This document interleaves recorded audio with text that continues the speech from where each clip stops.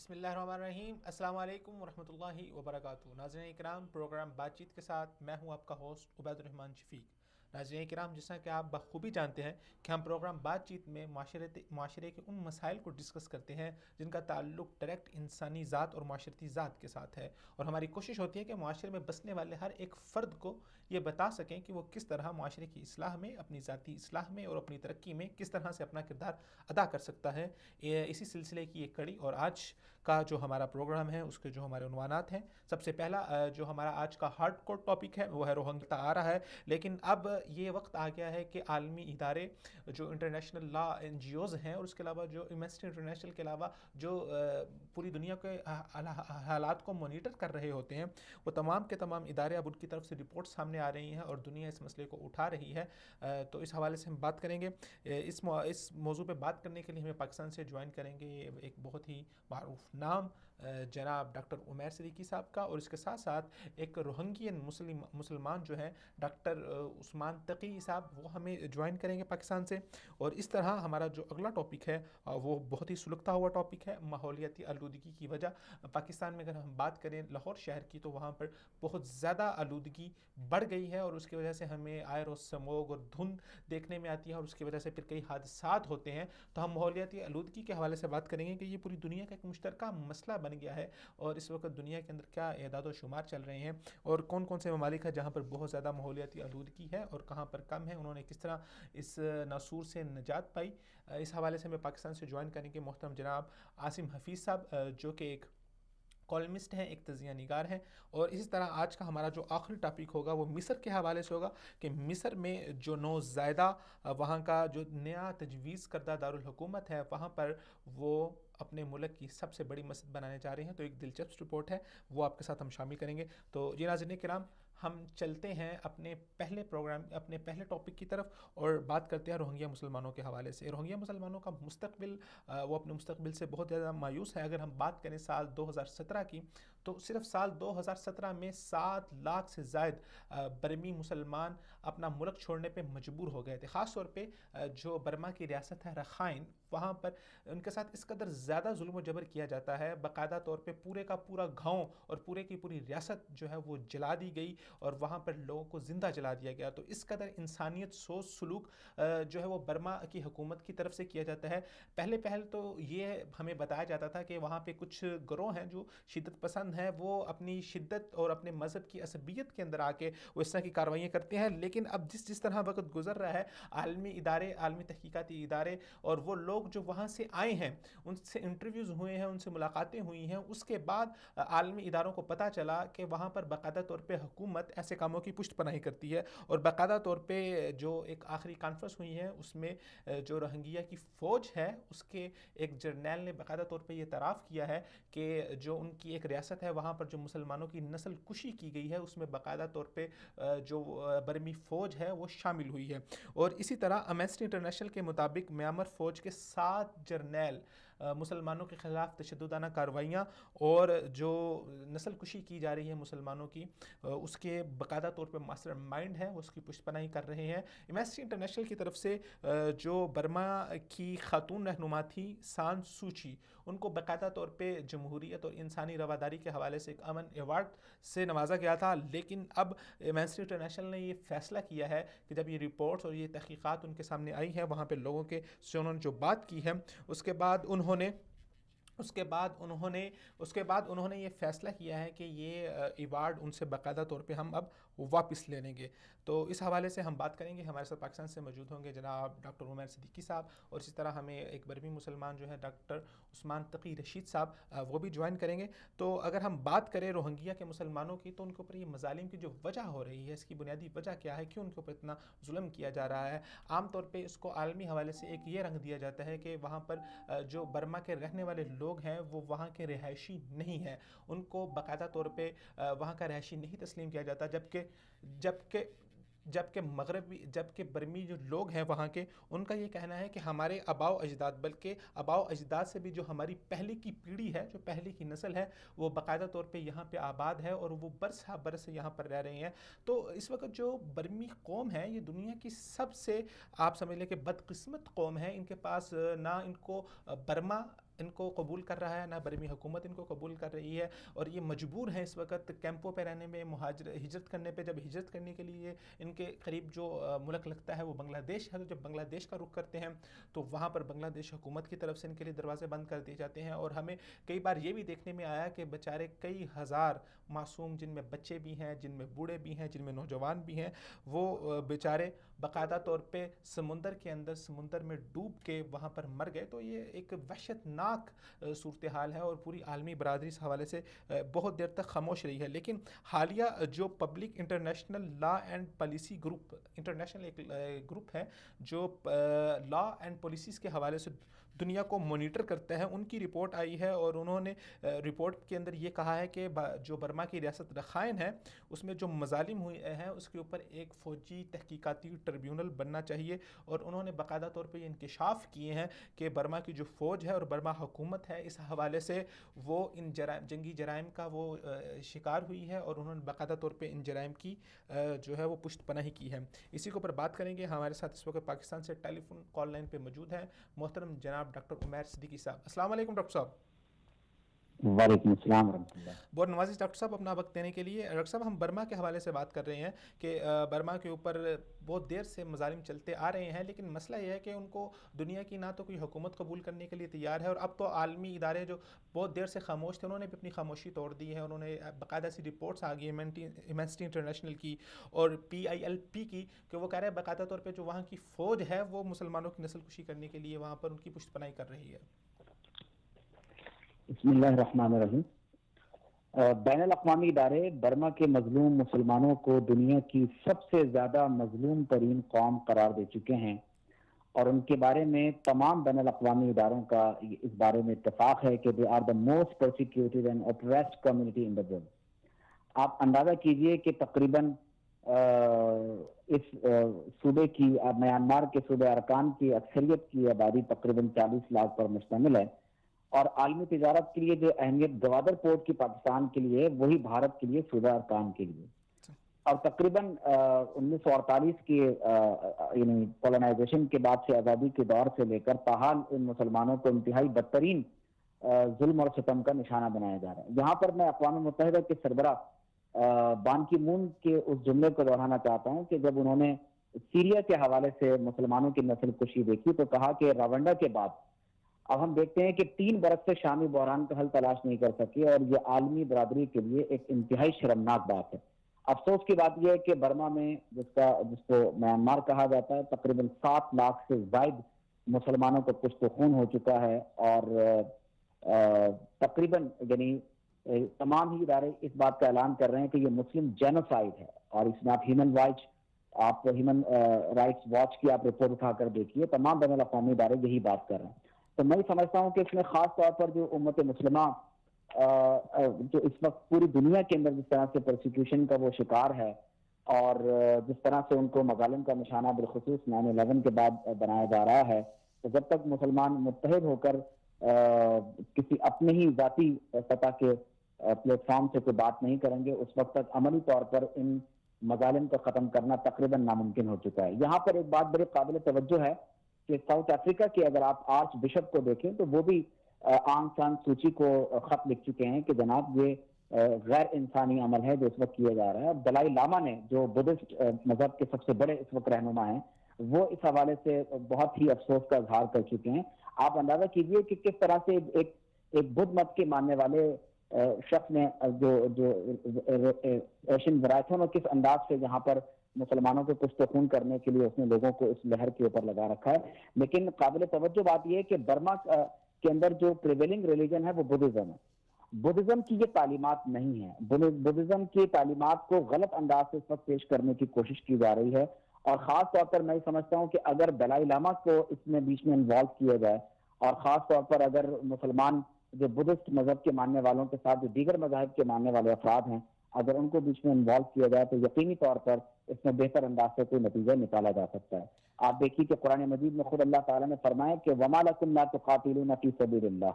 وَالْمُسْتَضْعَفِينَ مِنَ الرِّجَالِ وَالنِّسَاءِ وَالْوِلْدَانِ الَّذِينَ يَقُولُونَ رَبَّنَا أَخْرِجْنَا مِنْ هَٰذِهِ الْقَرْيَةِ الظَّالِمِ أَهْلُهَا وَاجْعَل لَّنَا مِن لَّدُنكَ وَلِيًّا وَاجْعَل لَّنَا مِن لَّدُنكَ نَصِيرًا. اگر پوری امت مسلمہ کے لوگ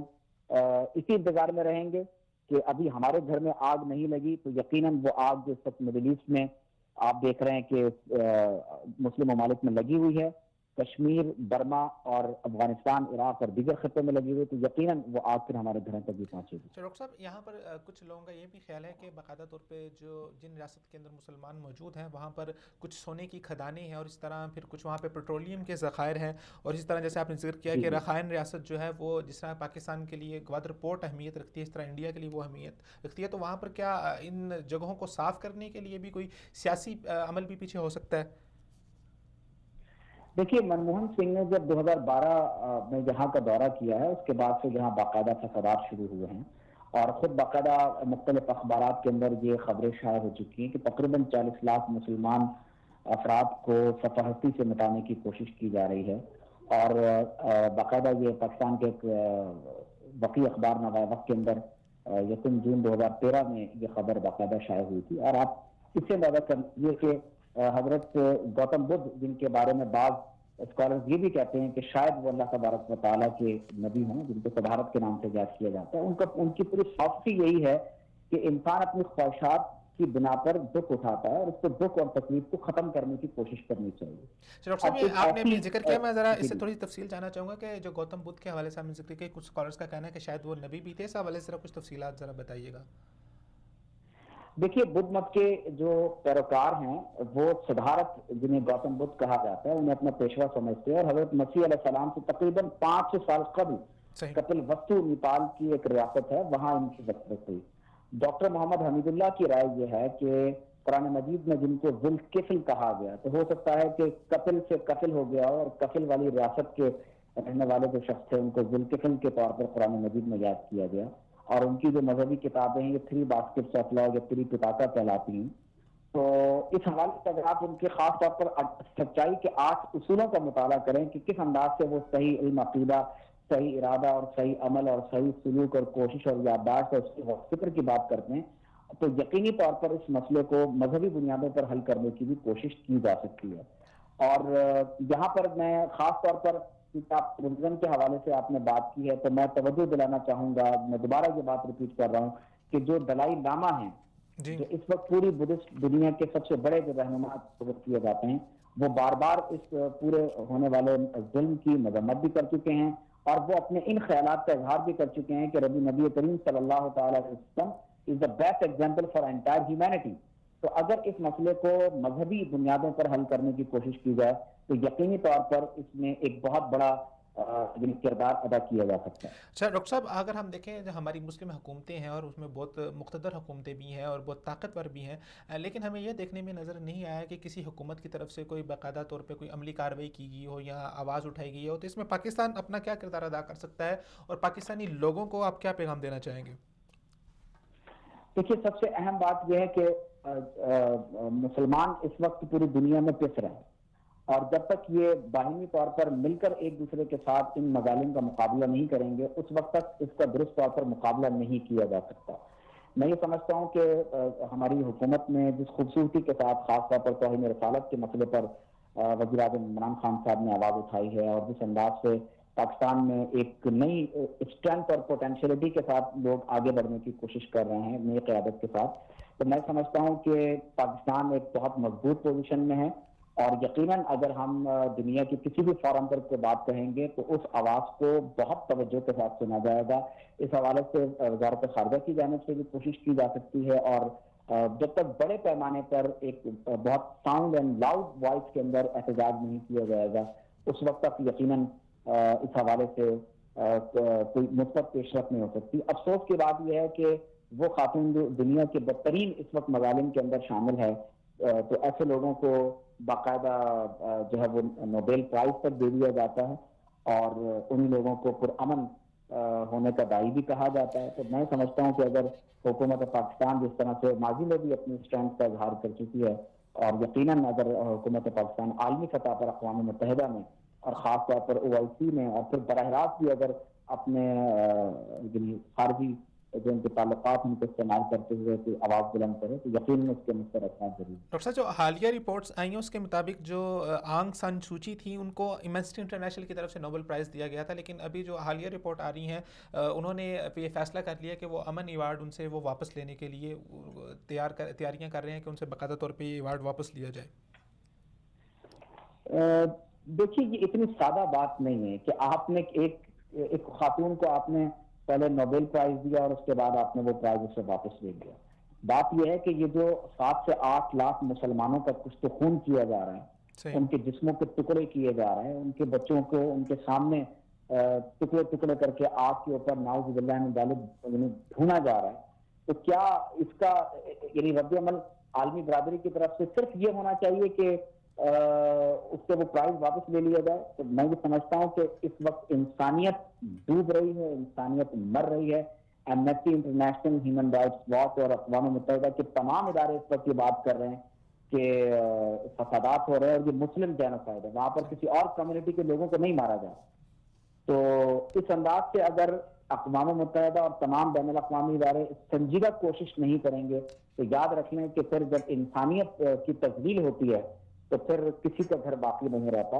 اور بین الاقوامی اداروں کو اپنی رپورٹس کے مطابق ہی اس پر کوئی عملی اقدام اٹھانا پڑے گا، ورنہ اس سے مسلمانوں کے اندر جو شدت پسندی کے جذبات ہیں اس کو مزید ہوا ملے گی۔ بہت شکریہ ڈاکٹر صاحب ہمارا ساتھ دینے کے لیے، سلامت رہیے۔ السلام علیکم ورحمۃ اللہ وبرکاتہ۔ جی ناظرین کرام،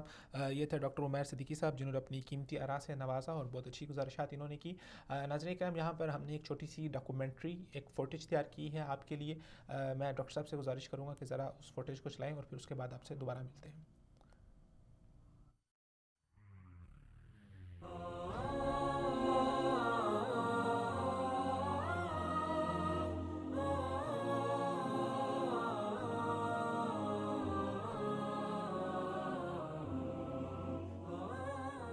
روہنگیا مسلمان اور مایوس مستقبل۔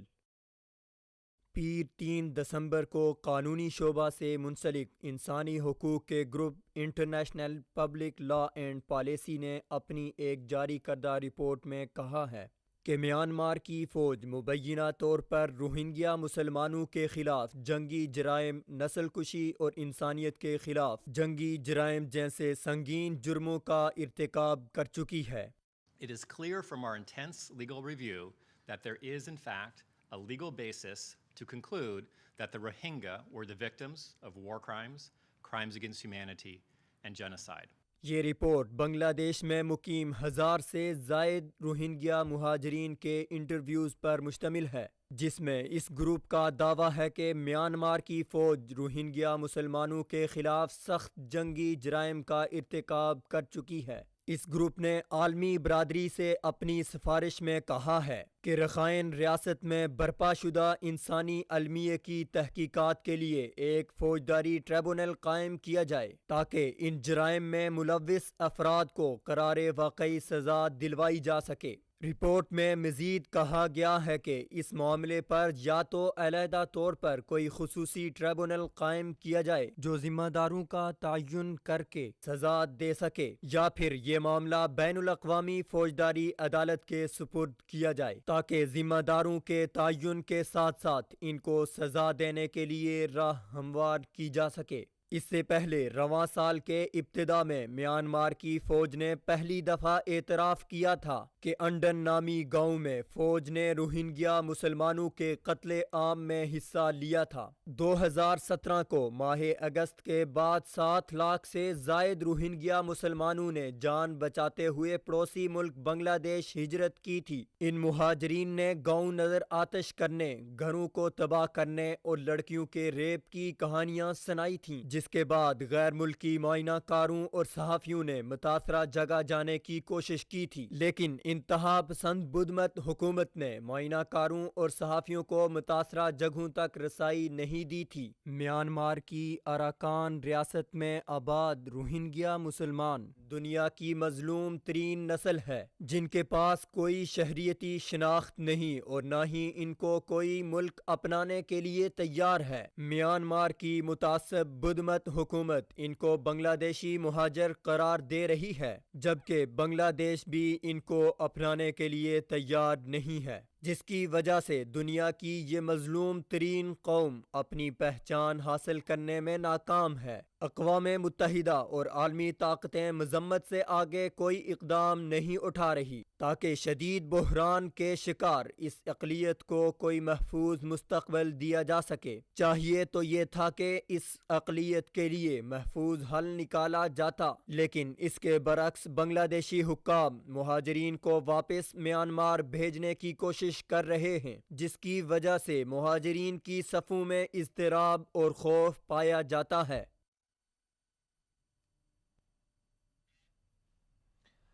جی ناظرین کرام، آپ کو پروگرام میں ایک مرتبہ پھر خوش آمدید کہتے ہیں۔ روہنگیا مسلمانوں کے اوپر جو میانمار حکومت کی طرف سے انسانیت سوز مظالم ہو رہے ہیں اس کے اوپر ہم بات کر رہے ہیں، اور باقاعدہ طور پہ اس کو دنیا کے اندر یہ رنگ دینے کی کوشش کی گئی ہے کہ جو وہاں کے کچھ مذہبی لوگ ہیں، مذہبی شدت پسند ہیں، ان کی طرف سے یہ اقدامات کیے جاتے ہیں،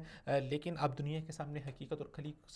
کے سامنے آ چکی ہے۔ اگر ہم بات کریں میانمار کے مذہب کی تو وہاں پر بدھ مت کا مذہب ہے، اور جیسا ڈاکٹر صاحب نے ذکر کیا کہ ان کے مذہب کے مطابق بھی کسی قسم کی ایسی اجازت نہیں ملتی کہ دوسرے مذہب سے تعلق رکھنے والے انسان کے ساتھ ایسا انسانیت سوز سلوک کیا جائے، ان کی نسل کشی کی جائے، ان کو باقاعدہ طور پہ جلا دیا جائے۔ اس وقت ہمیں جوائن کیا ہے پاکستان سے محترم جناب ڈاکٹر تقی عثمان رشید صاحب نے۔ السلام علیکم تقی صاحب۔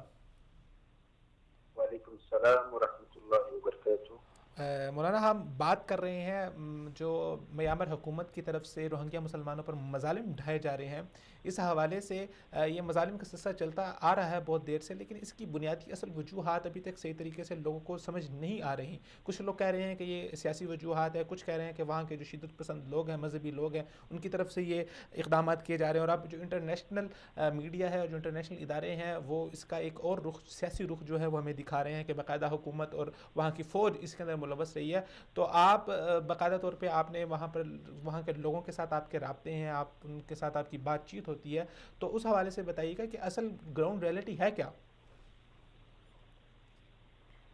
سب سے پہلے تو میں 24 اردو چینل کا شکریہ ادا کرتا ہوں عبید الرحمان شفیق صاحب، بہت نوازش۔ تمام احباب کا۔ اس میں بنیادی بات یہ ہے، ارکان جو ہے یہ ایک ارکان ہے ایک ریاست کی جو 1784 تک ایک اسلامی ریاست ہوا کرتی تھی، اور اس کے حکمران ہند کے جو ہندوستان کے جو شاہ خاندان تھے، ظفر شاہ کے آخری نواسے جو ہے، ان کے 1784 میں ان کی آخری سلطنت وہاں قائم تھی اسلامی ریاست کے حیثیت۔ اس کے بعد پورے ہندوستان کے اندر ایک ہند کے اندر ایک کیا کہتے ہیں برٹش گورنمنٹ کمیونسٹ نے قبضہ کرنا شروع کیا، ساتھ ہی انہوں نے ہندوستان کے ساتھ بنگلہ دیش مفاد وجود میں آیا، پاکستان، اور اسی طرح میانمار جو ہند کے حصے میں برٹش گورنمنٹ کے حصے میں آ چکی تھی قبضے کے اندر۔ اور اس کے بعد اس سلطنت کو جب یہ برٹش گورنمنٹ واپس چلی گئی، آہستہ آہستہ مختلف سلطنت کو انہوں نے آزادی دینا شروع کی۔ بعد میں جو ہے اس برما کو جو جن کے حصے کے اندر مقبوضہ ارکان تھا، ایک ریاست تھی، اس ارکان کو 2 حصوں میں تقسیم کر کے ایک حصہ میانمار حکومت کو دی گئی برٹش گورنمنٹ کی طرف سے، دوسرا حصہ ہندوستان کی طرف دی گئی، جو آج تک بنگلہ دیش کے اندر قائم ہے۔ چیٹاگانگ کی طرف سے ارکان روڈ جو کہلاتے ہیں، جو چیٹاگانگ کے اکثر دریائے ناف وغیرہ، یہ سارے حصہ جو ہے یہ ارکان کا حصہ ہے چیٹاگانگ تک۔ تو اس کے بعد جو کثیر تعداد میں مسلمان وہاں آباد تھے دوسرے حصے میں میانمار کی طرف، وہ ایک زرخیز اور زمینی معدنیات اور زمینی ذخائر سے ایک مالا مال حصہ جو ہے کے طور پہ قدرتی طور پہ وہاں آباد تھی، اور اس حصے کو کس حساب سے ان مسلمانوں کو خالی کر کے کس طرح قبضہ کیا جائے، یہ ایک باقاعدہ 100-200 سالہ ایک پروگرام، ایک پالیسی ہے جو بالکل برما گورنمنٹ کی طرف سے وقتاً فوقتاً تشدد اور فرقہ واریت، مذہبی رنگ دے کے ان مظلوم نہتہ مسلمانوں کو آہستہ آہستہ کر کے انہوں نے مختلف قسم کی نوعیت سے ظلم ستم کے بازار کو گرم کر کے مختلف اوقات اور سن کے اندر ان کو ہجرت کرنے پہ مجبور کیا. آج جو موجودہ حالات میانمار کے اندر ہے یہ ایک پالیسی کے تحت ہوا ہے جس میں اقوام متحدہ کے اندر شامل وہ نام نہاد سیاستدان ملوث ہے جو مختلف عالمی اداروں کے اندر وہاں موجود وہ نام نہاد رہنما اور عالمی شخصیت ہے جو برما گورنمنٹ کے ساتھ اندرونی طور پر ملا ہوا ہے, جو یہ کبھی نہیں چاہتے کہ مسلمان کو جو آج صدیوں سے پیس رہے ہیں, جس طرح کشمیر کے اندر, فلسطین کے اندر, اسی طرح ارکان کے اندر یہ مظلوم نہتہ مسلمانان ملت جس حساب سے پیٹ رہے ہیں, ان کو ایک اپنے حیثیت سے ان کو بحال کیا جائے, یہ کبھی یہ سوچتے بھی نہیں ہے. اور صرف زبانی لفظی جو یہ میڈیا کے اندر آ کے وقتاً فوقتاً بیانات دے کے خاموشی اختیار کرتے ہیں, جو یہ بالخصوص عالمی اعتبار سے ایک قومی مجرم تصور کیا جانا چاہیے. مولانا تقی صاحب, وہاں پر جو میانمار حکومت ہے اور وہاں کے جو لوکل باشندے ہیں ان کا یہ کہنا ہے کہ یہ جو لوگ روہنگین مسلمان جو یہاں پر آباد ہیں یہ باقاعدہ طور پہ یہاں آباد نہیں ہے بلکہ یہ بعد میں آئے ہیں, تو وہ وہاں پر اس زمین میں کب سے آباد ہیں؟ 1784 یہ جو ہے آپ اس کو اس حساب سے لے سکتے ہیں, یہ ارکان کے اندر جو مگ ابھی موجود ہے, جو برمی زبان بولنے والے موجود ہے, ان میں یہ لوگ ارکان کے اندر بعد میں جو ہے مسلط ہوئے مختلف جگہوں سے, رنگون کی طرف سے اور مختلف جگہوں سے. ارکان کے اندر جو ارکانی مسلمان ہے, جو روہنگا مسلمان ہے, یہ تو ایک صدیوں پرانا 1784 کا ان کا اپنا ایک سلطنت تھا, صحیح, ان کا ایک اپنا سلطنت تھا. تو آپ یہ کہیں کہ جو برما گورنمنٹ جو الزام لگاتے ہیں موجودہ حکومت اور یہ جو نام نہاد سوچی حکومت ہے کہ یہ لوگ بعد میں آئے ہیں, در حقیقت یہ جھوٹ پہ مبنی ہے. یہ انہی کی اپنی زمین ہے, یہ انہی کے روہنگا مسلمانوں کی اپنی زمین ہے, اور یہ جو ہے یہ مخلوط النسل ایک قوم ہے روہنگا مسلمان. جس طرح صحابہ اکرام رضوان اللہ علیہم اجمعین نے مختلف جگہوں کے اندر تقسیم ہو کے مختلف شخصیت نے مختلف جگہ ہجرت کر کے دین کو پہنچایا, اسلام کو پہنچایا, اسی طرح عرب سے کچھ ایک تجار جو در حقیقت آئمہ تابعین تبع تابعین کے نسلوں میں سے تھے, اسی دور کے تھے, یہ لوگ جب ارکان کے اندر ہجرت کی, ان لوگوں کو اسلام کی دعوت دی, یہ تو اس سن کی اس صدیوں کی مسلمان ہے. آج اگر کوئی نام نہاد لیڈران کہہ دو کہ یہ روہنگا مسلمان ارکان کے اندر باہر سے آیا, در حقیقت یہ جھوٹ پر مبنی ہے, لہذا یہ ان کی اپنی زمین ہے. اچھا مولانا تقی صاحب, وہاں پر باقاعدہ طور پہ ہمیں دیکھنے میں آیا کہ پاکستان سے بھی کچھ لوگوں نے جانے کی کوشش کی ان علاقوں کے اندر جہاں پہ باقاعدہ فسادات ہیں, لیکن وہاں پہ دیکھنے میں آیا کہ حکومت کی طرف سے بہت زیادہ سختی کی جاتی ہے, میڈیا, عالمی میڈیا کو وہاں تک رسائی نہیں دی جاتی, اور عالمی اداروں کا جیسا آپ نے ذکر کیا کہ نام نہاد سیاستدان باقاعدہ طور پہ اس کے اندر ملوث ہیں. تو میں بنیادی طور پہ یہ پوچھنا چاہ رہا ہوں کہ انڈیا کا, خاص طور پہ انڈیا کا بنیادی طور پہ وہاں پر کیا رول ہے؟ کیا ان سب فسادات کے پیچھے کسی نہ کسی جگہ پہ انڈیا کا بھی سیاسی طور پہ کوئی ہاتھ ہے؟ کیونکہ اگر ہم بات کریں رخائن کی, تو رخائن کی جو پورٹ ہے وہ انڈیا کے لیے بہت اہمیت کی حامل ہے. شفیق بھائی, یہ جو انڈیا ہے, بھارت, ہلو جی جی, آپ کو آواز آ رہی ہے میری؟ جی جی, یہ جو انڈیا ہے بھارت, بالخصوص مودی حکومت اور اس سے پہلے جو حکمران تھے انڈیا کے اندر, یہ برمی حکومت کے ساتھ ان کا ایک معاہدہ ہے. برمی حکومت کے ساتھ ان کا ایک معاہدہ ہے. تحریک تقسیم ہند کے وقت ارکان کے جو مسلمان تھے, قائد اعظم کے ساتھ, قائد اعظم محمد علی جناح رحمۃ اللہ علیہ کے ساتھ ان کا ایک معاہدہ تھا. جب پاکستان کا قیام ہونے والا تھا 47 میں, اس سے پہلے 1942 کے اندر قائد اعظم رحمۃ اللہ علیہ کے ساتھ آل پاکستان مسلم لیگ کے قیام کے بعد ان کے درمیان ارکان کے روہنگا مسلمان کے لیڈران کے درمیان ایک معاہدہ طے ہوا تھا, جو اس وقت کے جنگ اخبار کے اندر آج بھی موجود ہوگا. جنگ اخبار میں اس کو بہت ہی زبردست اور خوبصورت انداز میں اس کو کالم کی شکل میں انہوں نے لکھا تھا. تو یہ انڈیا کبھی بھی نہیں چاہے گا کہ روہنگا مسلمان کو ان کے زمین پر مسلط ہونے دے, کیوں نہ کہ روہنگا مسلمانان کے دل و جان کے اندر پاکستان کے لیے وہ محبت اور حب الوطنی اور وہ بھائی چارگی ہے جو شاید انڈیا کے اندر جو مسلمان ہیں ان کے درمیان بھی نہیں ہے. وہ معاہدہ مولانا صاحب اگر اس معاہدے کی کچھ تفصیلات بتا دیں کہ وہ معاہدہ کن شرائط کے اوپر تھا یا کیا معاہدہ تھا وہ معاہدہ جب پاکستان کی قیام مکمل ہو جائے تو بنگلہ دیش کے سرحد کے ساتھ جس طرح ہمارے سرحد کے ساتھ کشمیر ہے, کشمیر کے ساتھ جموں کشمیر جو انہوں نے قبضہ کیا ہوا ہے انڈیا میں, اسی طرح جو ہمارے مسلمانان ملت جو افغان کے اندر موجود تھے ان کے کچھ جو زمینیں برمی حکومت کے ساتھ تھے, قائد اعظم کے ساتھ اس بات پر انہوں نے اتفاق کی کہ اس حصے کو پاکستان کے ساتھ منسلک کیا جائے گا اور پاکستان کے ساتھ مکمل طور پر ایک ریاست کے اندر دم ہو کے کام کریں گے. اس بات پر ایک اتفاق تھی تاکہ مسلمانان ملت کو ایک آزادی مل جائے دین و دنیا اور اپنے اسلامی تخصص کو برقرار رکھتے ہوئے اسلامی شناخت کے ساتھ وہ عبادت وہی نظریہ جس نظریے کے تحت ہندوستان سے مسلمان جدا ہو کے پاکستان میں آئے تھے تو وہی اسی نظریے کے ساتھ جو ہے برمی مسلمان پاکستان کے ساتھ انسلاک چاہتے تھے. اچھا تقی صاحب مجھے ایک بتائیں کہ روہنگین مسلمان جو ہیں ان کی خاص طور پہ پاکستان سے اس وقت کیا امیدیں ہیں, جو اس وقت کیمپوں کے اندر ہجرت کی شکل میں بیٹھے ہوئے ہیں, جو کھلے آسمان کے تلے بیٹھے ہوئے ہیں, اور پھر اس کے بعد پورے عالم اسلام سے ان کی کیا امیدیں ہیں اور ان کی کیا چاہت ہے کہ کس طرح ہم لوگ ان کے لیے اپنا کردار ادا کر سکتے ہیں؟ روہنگا مسلمان اہل پاکستان کو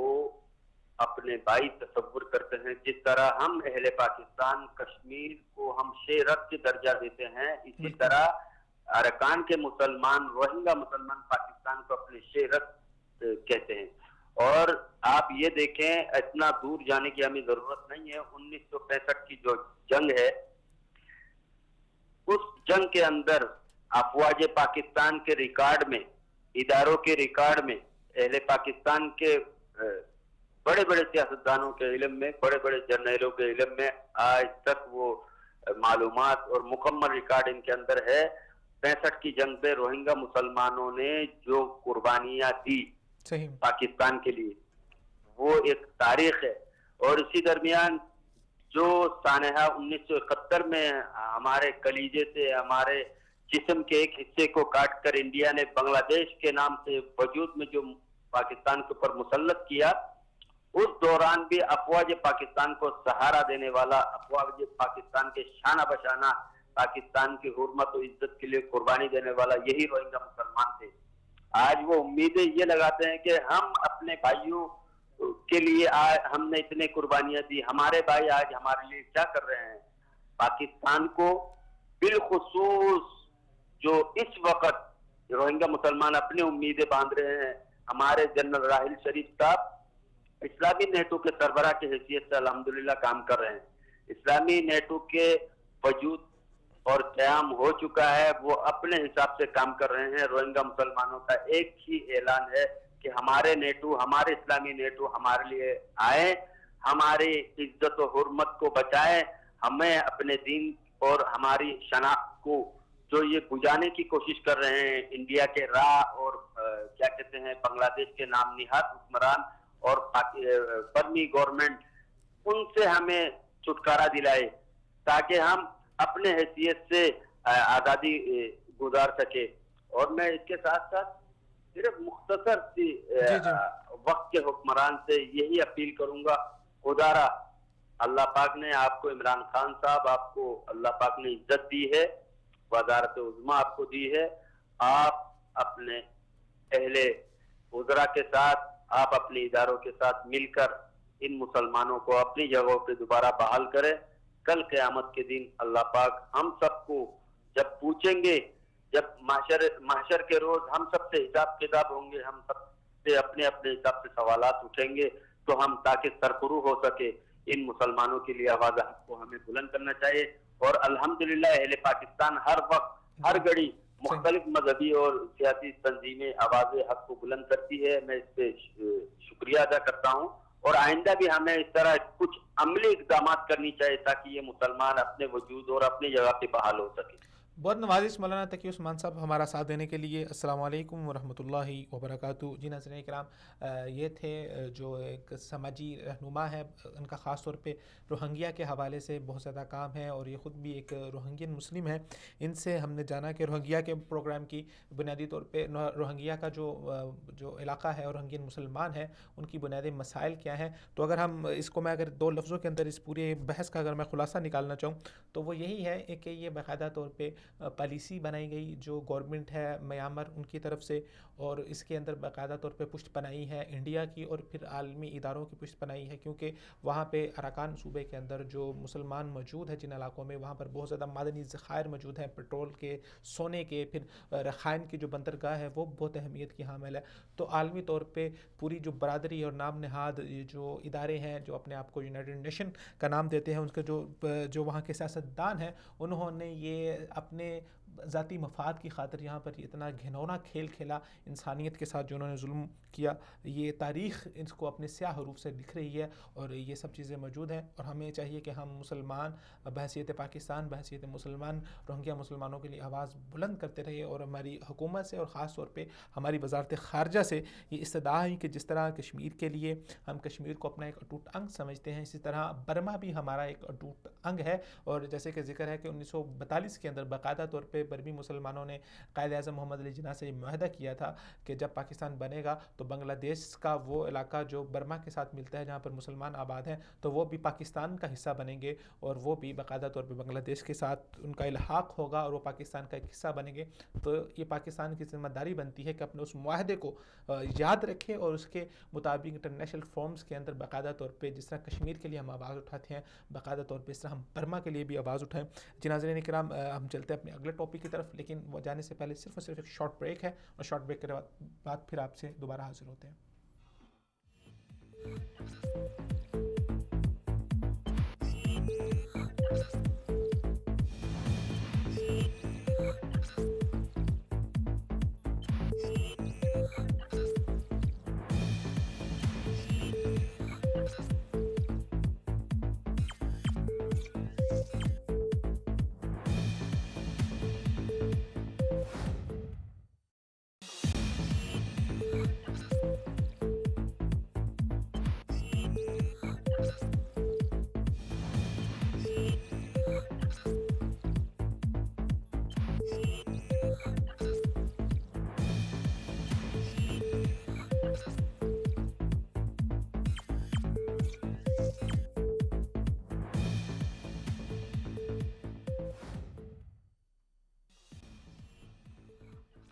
जी नाज़रीन किराम, आपको प्रोग्राम में फिर दोबारा से खुशामदीद कहते हैं। हम चलते हैं अपने अगले टॉपिक की तरफ और आज का हमारा अगला टॉपिक है माहौलियाती आलूदगी में बढ़ता हुआ इजाफा। ये मसला हमें पूरी दुनिया में मुश्तरका तौर पे देखने में आ रहा है और आज की दुनिया के सबसे जो बड़े बड़े मसाइल हैं उन मसाइल में से एक बुनियादी मसला माहौलियाती आलूदगी का है। और ये मसला जिन अवामिल की बुनियाद पर हमारे वजूद में आया वो है कि हमारे जो ताजिर लोग हैं और जो हमारी सोसाइटियाँ हैं उनकी अगर हम बात करें उनकी बेरहमी की, तो उन्होंने बेरहमी से जब अपने माशरों को बढ़ाया और अपने ज़ाती मफादात की खातिर, अपने कारोबारों को चमकाने की खातिर उन्होंने बहुत तेज़ी से जंगलात को ख़त्म किया। जंगलात की लकड़ियों को काटा गया और काट के उनको बेचा गया और बेच के उसके फर्नीचर बनाए गए और उसको काबिल इस्तेमाल लाया गया। लेकिन इसके साथ साथ बाकायदा तौर पर जहाँ पर आप किसी चीज़ को इस्तेमाल कर रहे होते हैं, जब किसी रिसोर्स को, तो आप उस रिसोर्स को बढ़ाने की भी सोचते हैं ताकि उस रिसोर्स को बढ़ाया जाए और उससे ज़्यादा मुस्तफ़ीद हुआ जाए। लेकिन बदकिस्मती से इन दरख्तों को काटा तो क्या, इन जंगलात को ख़त्म तो किया गया, लेकिन इन जंगलात की अफजाइश के हवाले से, इन जंगलात को बढ़ाने के हवाले से, अगर आप एक दरख्त काट रहे हैं तो उसकी जगह पर आप 2-4 दरख्त मज़ीद लगाएं भी, ताकि आज से 5-7 साल के बाद जब दरख्त की तादाद में कमी हो तो जो आपने नए दरख्त लगाए हैं वो दोबारा से उग जाएं और वो आपके जंगलात उस तरह से महफूज रहें। लेकिन ओवरऑल ये काम नहीं हुआ, जिसकी वजह से जो दरख्त हैं वो बाकायदा तौर पर ऑक्सीजन और कार्बन डाइऑक्साइड रिलीज़ करते हैं, जिससे दुनिया के अंदर अगर हम बात करें तो माहौलियाती आलूदगी में बहुत ज़्यादा कमी वाक़ होती है। تو ان جنگلات کی کمی کی وجہ سے پوری دنیا کے اندر یہ ماحولیاتی کلائمیٹ چینج کا مسئلہ آ گیا، اور اس کلائمیٹ چینج کی وجہ سے جو دنیا کے اوپر اوزون لیئر ہے جو ہمیں بچاتی ہے دنیا کی دیگر شعاؤں سے، وہ جو لیئر ہے وہ کمزور ہونا شروع ہوگی، اور جس کی وجہ سے اب اس وقت ہمیں دیکھنے میں یہ آ رہا ہے کہ جو انٹارکٹیکا کے جو برف کے ذخائر ہیں وہ بہت تیزی سے پگھل رہے ہیں، اور اس وقت دنیا بہت پریشانی کا شکار ہے کہ اگر یہ ذخائر جتنی تیزی سے پگھل رہے ہیں برف کے، اگر اتنی تیزی سے پگھلتے رہے تو آگے آنے والے مستقبل میں ہمارے جو جتنے بھی معاشرے ہیں، میں پوری دنیا کی بات کر رہا ہوں، تو اس کے لیے بہت زیادہ مسائل پیدا ہو سکتے ہیں۔ پھر اس سے بڑھ کے جو ہماری انڈسٹریاں لگی ہیں، جو ٹریفک کا اتنا زیادہ ہمارے ہاں لوگ گاڑیوں کو استعمال کرتے ہیں، پٹرول جلتا ہے، پھر اس کے بعد ڈیزل جلتا ہے، اور اس کے بعد اس کے ساتھ ساتھ باقاعدہ طور پر جنریٹرز چل رہے ہوتے ہیں، انڈسٹریز ہیں، وہاں پر نئی سے نئی مشینریز لگ رہی ہے، وہاں سے دھواں نکلتا ہے، پھر اس کے بعد جو ہماری ٹیکسٹائل کی انڈسٹری ہے اس کا جو پانی کا ویسٹ ہوتا ہے وہ جاتا ہے زمین کے اندر، اور جو زمین کا پانی ہے اس پانی کو آلودہ کرتا ہے۔ تو اس طرح پوری طرح سے ہر لحاظ سے جو ہے وہ ماحولیاتی آلودگی بڑھ رہی ہے، اور باقاعدہ طور پہ پاکستان کے اندر اب تو کلائمیٹ چینج کی انڈسٹری جو منسٹری ہے وہ بھی قائم ہو چکی ہے، لیکن ہمیں ایک دو مسائل کے علاوہ ہمیں کوئی اس کے اوپر پچھلے 5 سے 10 سالوں کے اندر ہمیں پاکستان کے اندر یہ کوئی نظر نہیں آیا کہ اس حوالے سے کوئی بہت بڑا انیشیٹو لیا گیا ہو،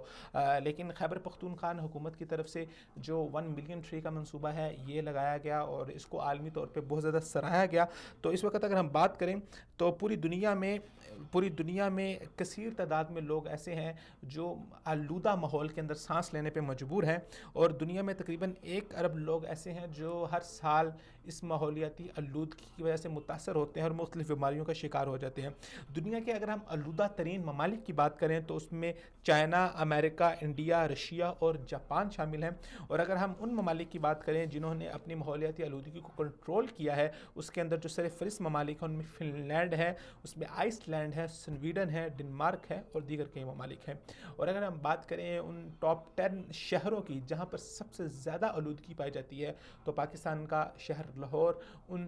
5 ٹاپ شہروں میں آتا ہے جہاں پر سب سے زیادہ ماحولیاتی آلودگی پائی جاتی ہے۔ اور ابھی سردیوں کے دن شروع ہو چکے ہیں، ہمیں دیکھنے میں آتا ہے کہ دھند اور دھند کے ساتھ جو سموگ ہے بنیادی طور پہ یہ دھواں ہوتا ہے، اور اس کی وجہ سے ہمیں بہت سارے حادثات دیکھنے میں آتے ہیں۔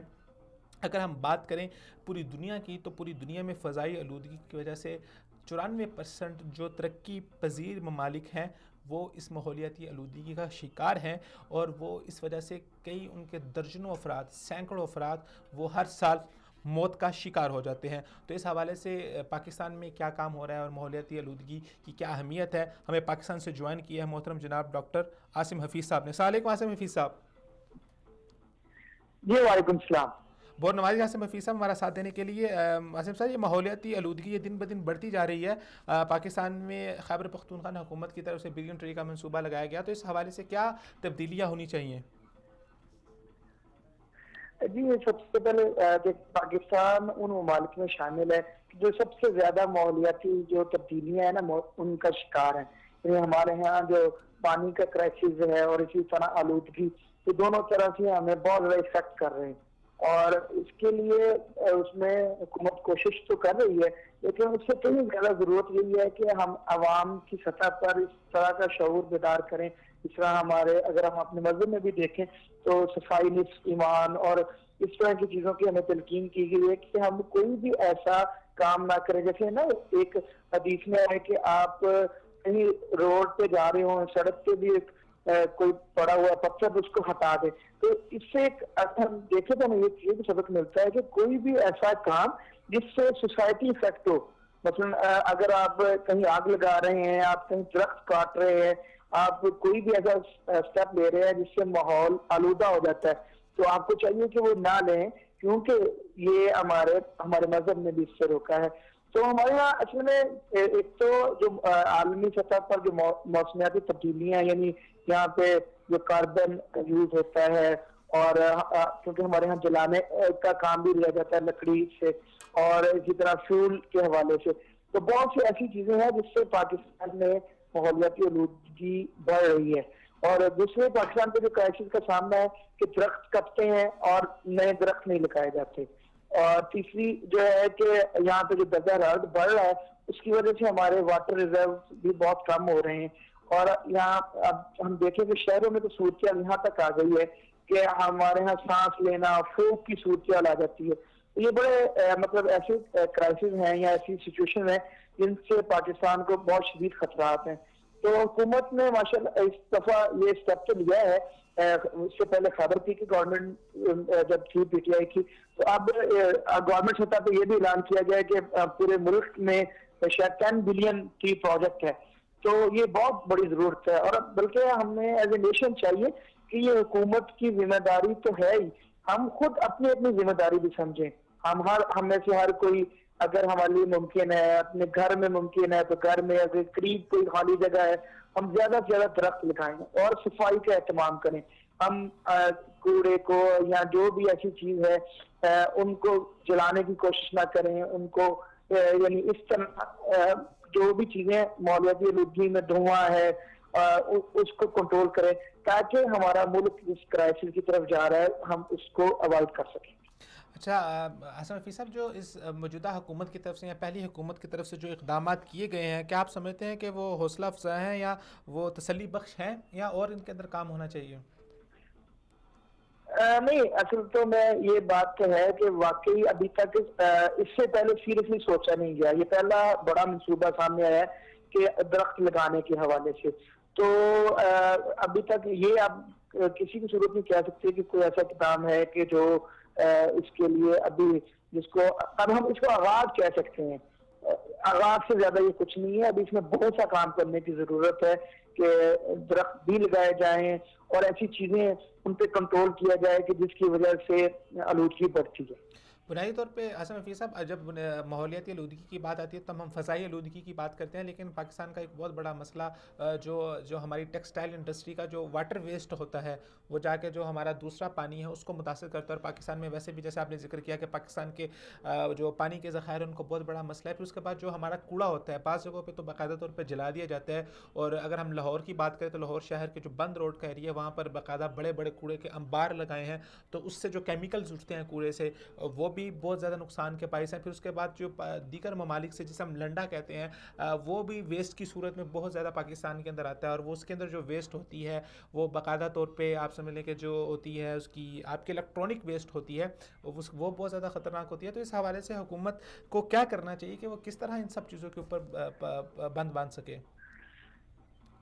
دیکھیں, پوری دنیا میں ریسائکلنگ کا پروسیس ہے کہ خاص کر پلاسٹک کے حوالے سے اور کوڑے کے حوالے سے ریسائکلنگ ہوتی ہے. اور دنیا میں تو شاید یہاں تک ہے کہ اسے بجلی بنائی جاتی ہے, اسے کھاد بنائی جاتی ہے اور اس کو اس طرح ڈمپ کیا جاتا ہے کہ وہ کہیں بھی ماحول کو نہ آلودہ کر سکے. تو اس میں سب سے جو ہمیں ضرورت یہی ہے کہ جو ہے نا حکومت بھی یہ کرے کہ ایسے قوانین سخت کیے جائیں, خاص کر فیکٹریز کے حوالے سے جنہوں نے پروسیس یونٹ نہیں لگائے ہوئے کہ جو ہوا کو پیوریفائی کرتے ہیں. تو بہت سی فیکٹریاں ہیں جو دھواں چھوڑ دیتی ہیں اور انہوں نے وہ پلان نہیں لگائے ہوئے جو کنٹرول کرتے ہیں. لیکن اب پچھلے دن اس میں کچھ پازیٹیو چیزیں بھی ہیں کہ گورنمنٹ نے بھٹوں کے حوالے سے اور اس حوالے سے کافی ایکشن بھی لیے ہیں. مثلا اس دفعہ 144 نافذ کر دی تھی جو سردیوں کے آغاز میں. اسی طرح گندم کے جو فصل ہے اس کو جلانے کی کروایا تھی لیکن اس کو کنٹرول کیا گیا ہے. اس طرح کے کافی اسٹیپ لیے جا رہے ہیں اور مزید لینے کی بھی ضرورت ہے. خاص کر آپ کی بات بالکل ٹھیک ہے کہ جب تک انڈسٹری میں جو چیزیں ہیں جو کیمیکل یوز کی جاتی ہیں یا اس کا ویسٹیج ہے جب تک اس کو کنٹرول نہیں کیا جائے گا تو ہم آلودگی کنٹرول نہیں کر سکتے, کیونکہ وہ تو گراؤنڈ میں جو ہے واٹر اس کو بھی جو پوائزن پھیل جاتی ہے. تو سب سے زیادہ ضرورت یہی ہے کہ انڈسٹری میں ایسے کچھ سخت قوانین لائے جائیں کہ انڈسٹری اپنے سیفٹی رولز کو فالو کرے اور ہر وہ چیز جو کہیں کسی بھی صورت میں وہ پانی کی شکل میں ویسٹیج ہو یا وہ دھونے کی شکل میں ویسٹیج ہو تو وہ کبھی بھی جو ہے نا اس شکل میں نہ ہو سکے کہ جو بہت زیادہ خطرناک ہو. اس کو ظاہر بات ہے پوری دنیا میں ایک رول ہے کہ انڈسٹری تو نہیں بند کی جاتی لیکن اس کا جو ویسٹیج ہے اس پہ کنٹرول ہوتے ہیں اور اس پہ پروسیسنگ یونٹ ہوتے ہیں. جی بالکل. بہت شکریہ آصم حفیظ صاحب ہمارا ساتھ دینے کے لیے. السلام علیکم ورحمۃ اللہ وبرکاتہ. جی ناظرین کرام, یہ تھے آصم حفیظ صاحب جو اپنی گزارشات ہمارے ساتھ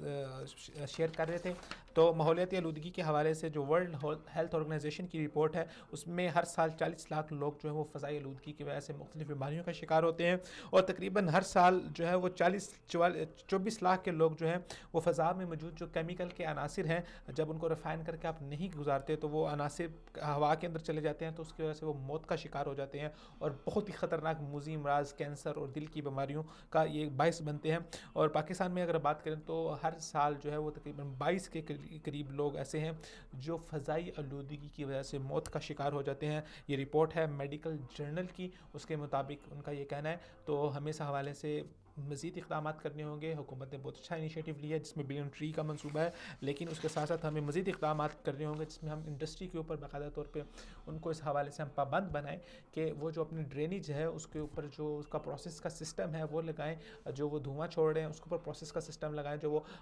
کیمیکل جو وہ ریلیز کر رہے ہیں ان کو باقاعدہ پروسیس کر کے پھر چھوڑیں. کیوں کہ ہمارے پاس پاکستان میں پہلے پانی کے ریزروز کا بہت زیادہ پرابلم ہے, اس طرح دیگر مسائل بہت زیادہ ہمارے بڑھ رہے ہیں. جی ناظرین کرام, آخر میں صرف 1 منٹ کے اندر جو ہمارا لاسٹ ٹاپک ہے ہم اس کے اوپر بات کرتے ہیں. مصر میں جو ملک کی سب سے بڑی مسجد ہے اس کی افتتاح کی تیاریاں شروع ہو چکی ہیں. یہ جو مسجد ہے اس مسجد کا نام الفتاح العلیم ہے اور یہ حرمین شریفین کے بعد اپنے رقبے کے لحاظ سے دنیا کی دوسری بڑی مسجد ہوگی. اس مسجد کو قاہرہ جو شہر ہے مصر کا اس کے دارالحکومت سے 45 کلومیٹر کی مسافت پر بنایا گیا ہے, اور یہ جس جگہ پر بنایا گیا ہے یہ جو نیا دارالحکومت جو مجوزہ کیا گیا ہے مصر کے لیے اس کے دارالحکومت میں اس کو بنایا گیا ہے. مسجد کا کل رقبہ تقریباً 29 ایکڑ کے قریب ہے.